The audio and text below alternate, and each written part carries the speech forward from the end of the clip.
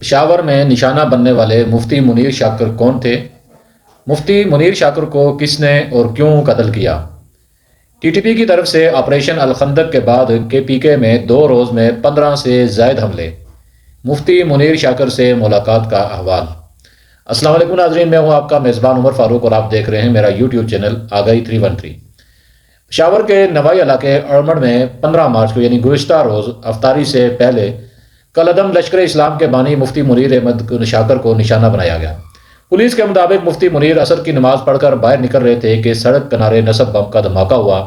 دھماکے کے نتیجے میں مفتی منیر شاکر زخمی ہو گئے۔ انہیں زخمی حالت میں لیڈی ریڈنگ ہسپتال منتقل کیا گیا، تاہم وہاں وہ زخموں کی تاب نہ لاتے ہوئے چل بسے۔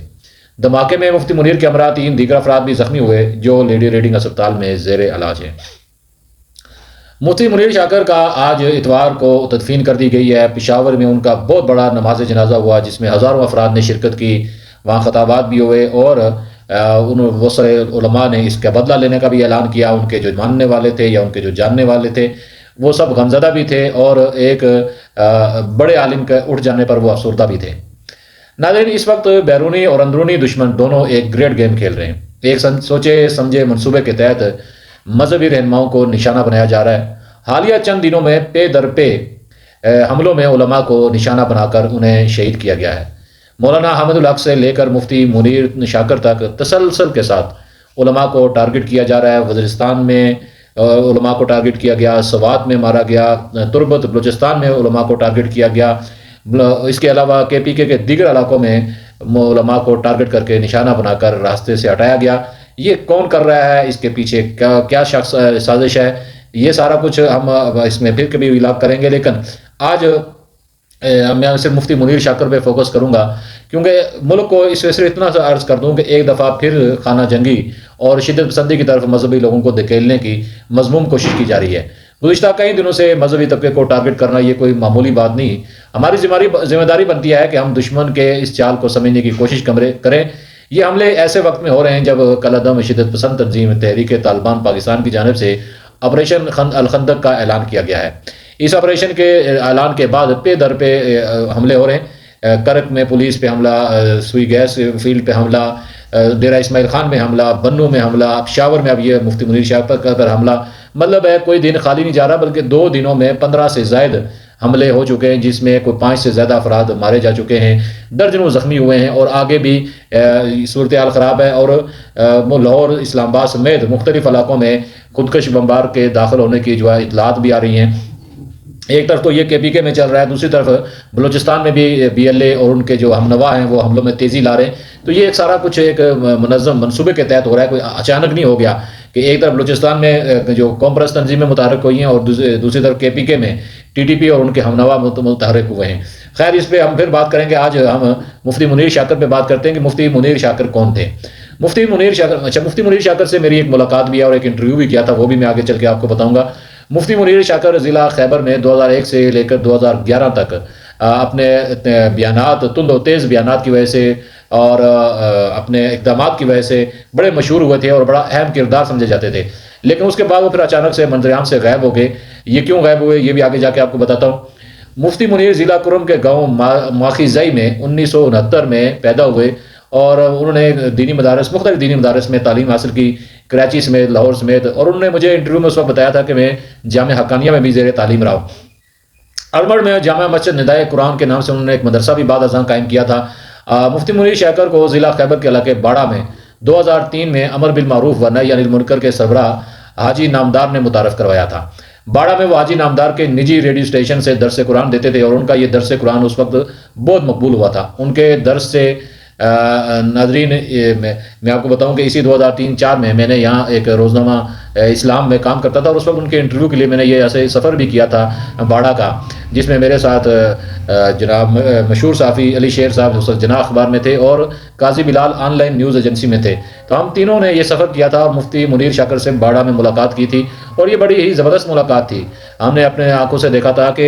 سینکڑوں لوگ مفتی منیر شاکر کے اس مدرسے میں یا اس کے گھر کے قریب یا ان کے وہ جو ڈیرہ تھا اس میں وہ ہر وقت موجود رہتے تھے اور مسلح لوگ ہوتے تھے۔ ان کے پاس چھوٹی گنیں بھی نہیں بلکہ بڑی گنیں تھی، آتشی اسلحہ ہوتا تھا اور مفتی منیر شاکر 24 گھنٹے میں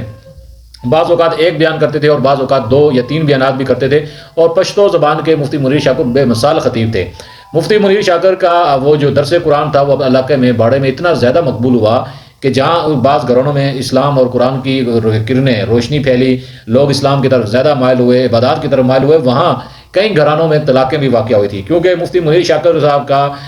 فتوے دینے میں وہ بڑا ایک ترہ امتیاز رکھتے تھے، اور انہوں نے کئی مذہبی ایشوز پر انہوں نے فتوے بھی دیے، اور خاص کر کے انہوں نے وہاں جو اس وقت ان کا پیر سیف الرحمان سے جو مقابلہ چل رہا تھا، تو انہوں نے ایسے فتوے بھی دیے کہ ان کے ماننے والے ہیں، ان کا فتویٰ تھا کہ ان کی بیویاں ان پہ حرام ہیں، اور بعض لوگوں سے ہم نے تجدید نکاح بھی کروائے۔ تو ہم نے ان کا بڑا تفصیلی وہ انٹرویو کیا تھا، تقریباً 3-4 گھنٹے ان کے ساتھ رہے، کھانا کھایا۔ بہت وہ خوشباش قسم کے انسان تھے، طنز و مزاح والے بھی تھے، اور بڑی گرفت تھی ان کی بعض مسائل پہ مذہبی طور پہ، اور وہ بے دھڑک بیان کرتے تھے۔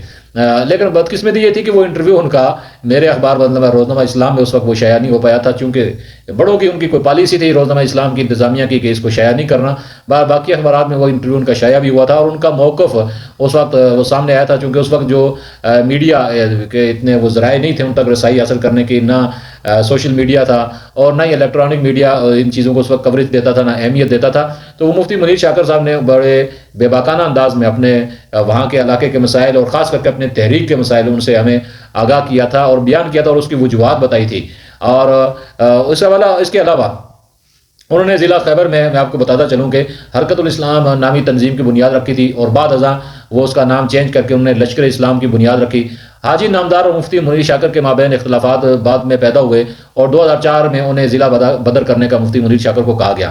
قبائل کے علاقوں میں مفتی منیر شاکر کا ایک دور میں ڈنکا بجتا تھا، جب قبائل یہ کے پی میں شامل نہیں ہوئے تھے خیبر پختونخوا میں، تو اس وقت مفتی منیر شاکر کے خطابات کا ڈنکا بجتا تھا، اور لوگ ان کے اتنے زیادہ معتقد تھے کہ وہ اپنی بیویوں کو چھوڑنے کو، جیسے میں نے آپ کو بتایا، تیار ہو جاتے تھے۔ تو خیر اس کے بعد سے باڑہ سے وہ ملک دین خیل کے علاقے میں منتقل ہو گئے، وہاں پر منگل باغ ان کے حمایتیوں میں شامل ہو گئے، اور ایک نئے ریڈیو اسٹیشن کی بنیاد رکھی۔ بعد میں لشکر اسلام تنظیم کی بنیاد بھی رکھی اور ان کے سربراہ بن گئے۔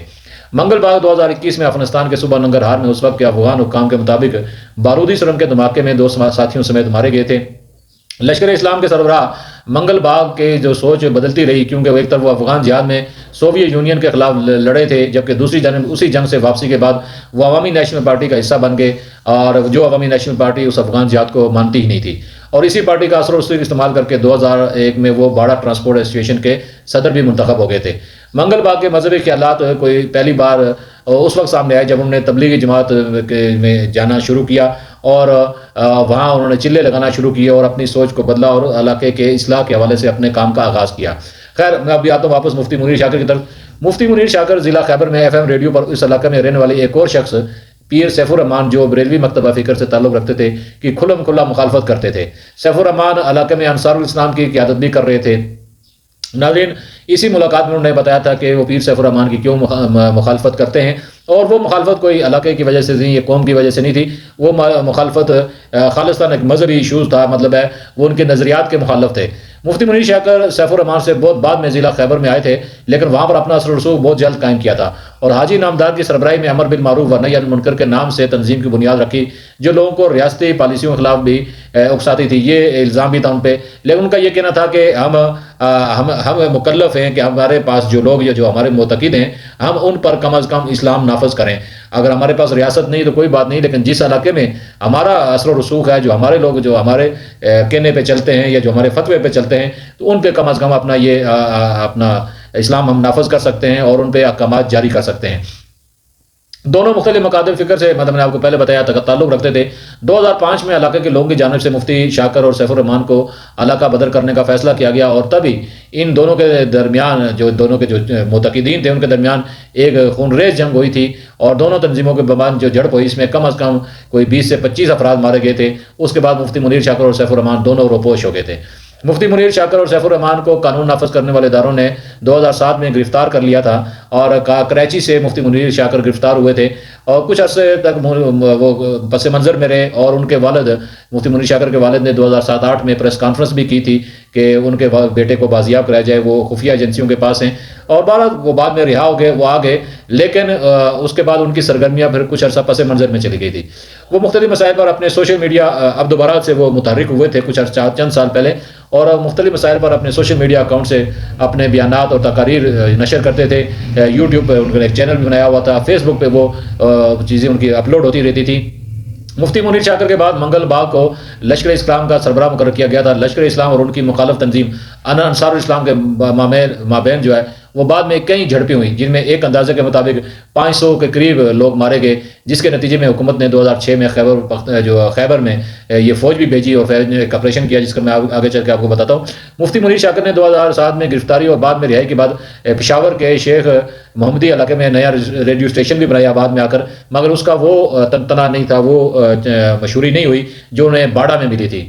گزشتہ کچھ عرصے سے مفتی منیر شاکر دوبارہ منظر عام پر آئے تھے اور مختلف مسائل پر اپنے سوشل میڈیا اکاؤنٹ سے بیانات اور تقاریر